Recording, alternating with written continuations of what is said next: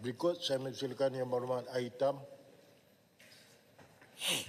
Datuk Yang di-Pertua, terlebih dahulu saya mengucapkan selamat datang kepada pelajar dan guru SMKA Sultan Muhammad Melaka yang dipesan oleh Yang Berhormat Hang Tuah Jaya.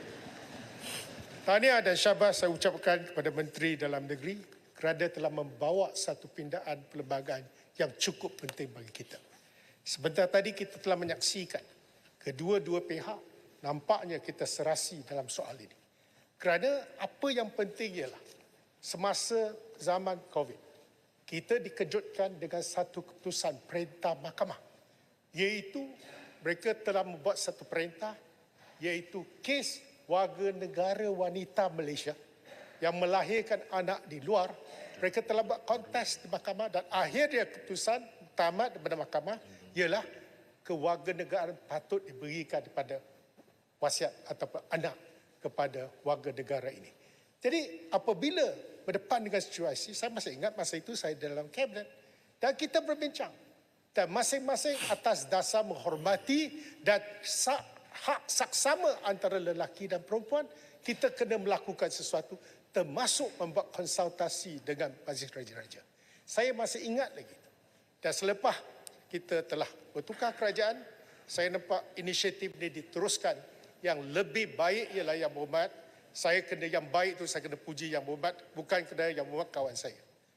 Yang saya tahu, Yang Berhormat Menteri ini, dalam masa kita nak meminda, nak bawa rang undang-undang ke Parlimen ini, Yang Berhormat telah meluluskan banyak kes.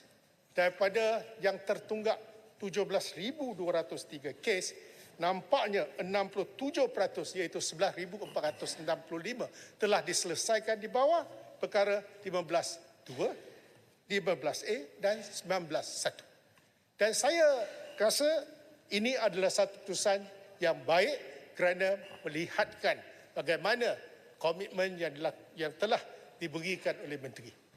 Saya sendiri secara peribadi di tempat ini telah membangkitkan satu kes pada tahun lalu November. Ini adalah orang yang saya tersempak di Batu Pahat ketika saya menghadiri mesyuarat di pejabat daerah. Dia ini datang tengok muka, saya tengok muka dia pun pernah saya lihat. Dia menangis dalam muka surat pertama, akhbar. Saya tanya, kenapa anak ini tak pergi sekolah? Dia kata, belum dapat permit. Dan sebab itulah saya bangkit di sini pada November tahun lalu. Dan lalu saya telah berbincang dengan pihak menteri dalam sebulan lebih meneliti kes ini. Warga negara Malaysia terpaksa resign yang bekerja di Germany. Suami dia Indonesia, sekarang jadi orang Jerman.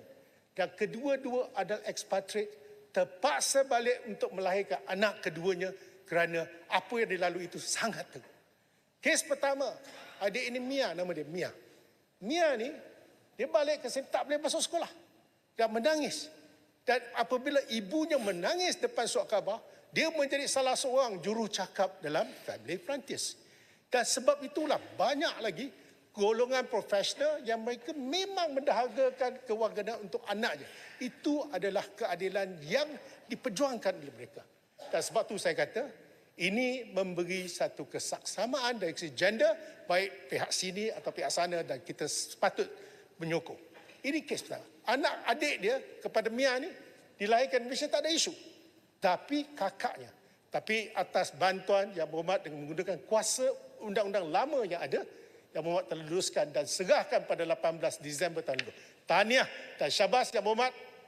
Orang yang menerima surat ni secara peribadi pagi ni beritahu saya kena ucapkan terima kasih kepada KDN kerana membuat keputusan dan anak dia dah bersekolah di sekolah kita.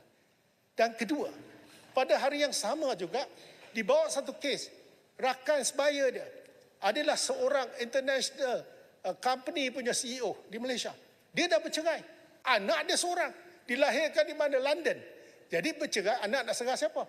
Dia terpaksa dapatkan kewarganegaraan untuk dia. Namanya Rachel Ng. Juga telah mendapat selepas 3 bulan, iaitu Mac 2024. Ini dua kes yang berjaya. Semasa saya membawa Esther pergi, ada seorang kawan lama saya, mungkin Yang Berhormat Pago berkenal, Datuk Dr. Singra Velu, iaitu doktor kepada almarhum Sultan Johor dulu. Dan dia ini sebenarnya ada pesanan sebelum dia mati. So bantu anak angkat dia. Kes Arukumal, anak kepada adik dia, adik perempuan dia yang duduk di India pada tahun 78 dilahirkan, tapi adik perempuan dia telah meninggal. Tahun 84 angkat ini sebagai anak angkat Arukumal. Dan selepas masuk sekolah di sekolah kebangsaan, sekolah menengah dan masuk UTM, bayar kadar yang lebih tinggi, menjadi graduan UTM. Tapi baru saja minggu lalu telah mendapat kewarganegaraan. Bayangkan orang yang telah melalui sistem pendidikan kita terpaksa tunggu sampai umur 46. Dia pun ucapkan terima kasih kepada Yang Berhormat kerana kalau kes ni tidak dibawa secara khusus kepada Yang Berhormat, KDM pun mungkin tidak faham. Jadi 3 kes yang berjaya, masing-masing suruh kita sampaikan salam terima kasih. Dan pada waktu yang sama, daripada berjaya ini saya ucapkan terima kasih. Saya rasa saya sokong 100% terhadap pindahan yang ini.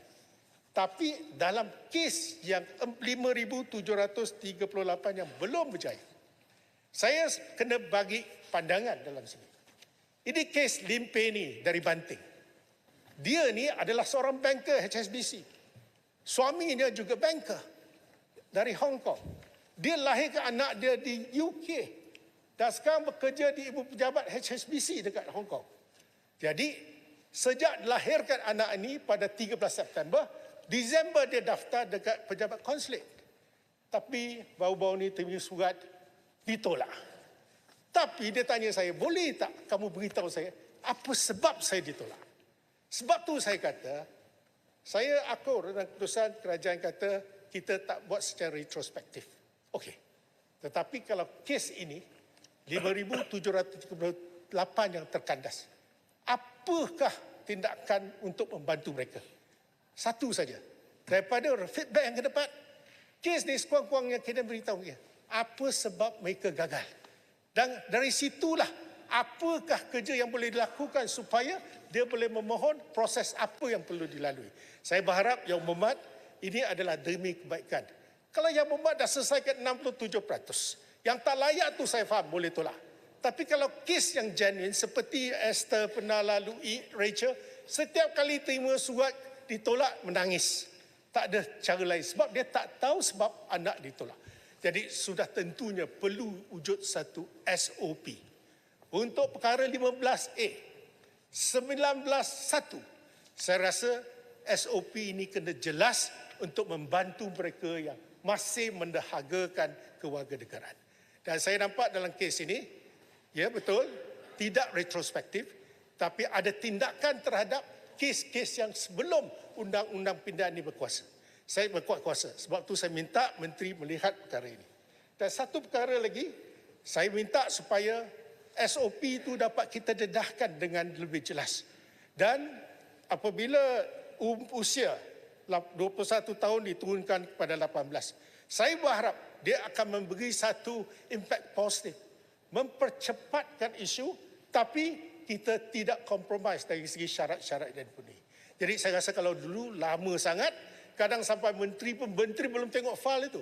Kadang kita buat rayuan pun dulu tak boleh sebab fail tak sampai pada menteri. Sebab itulah saya minta supaya kita tengok balik. Saya mula dengan membantu kes kewarganegaraan pada usia 25 tahun. Bila saya jadi setiausaha bahagian saya dah mula. Dah 30 tahun. Inilah penat susah yang pernah dilalui oleh ibu-ibu dan mereka yang masih mendahagakan kewarganegaraan. Jadi secara kesimpulannya, saya menyokong pindahan ini. Saya anggap dia adalah sesuatu yang baik untuk Malaysia. Dan saya juga sokong apabila Yang Berhormat sendiri mendengar pandangan daripada Family Frontiers dan lain-lain NGO, termasuk kanak-kanak terdampar. Kalau dulu ada pandangan yang berlainan sedikit. Dan kerana rasa sayang kita punya caring attitude, kita telah melakukan sesuatu dan memberi jaminan. Saya juga sekali lagi merayu kepada Yang Berhormat dalam kes ini. Sekiranya kita lihat mungkin tidak 100% sempurna. Jaminan boleh diberi oleh kerajaan apabila terdapat sedikit yang masih ada peruntukan undang-undang belum lagi dapat selesaikan dengan lebih efektif. Sila kita bagi jaminan jelas. Jaminan supaya perkara ini dapat kita atasi satu persatu secara berperingkat. Kerana dengan cara ini kita dapat menyempurnakan isu ini yang sudah lama tertangguh, dan saya dengan ini menyokong 100% pindaan perlembagaan ini. Terima kasih.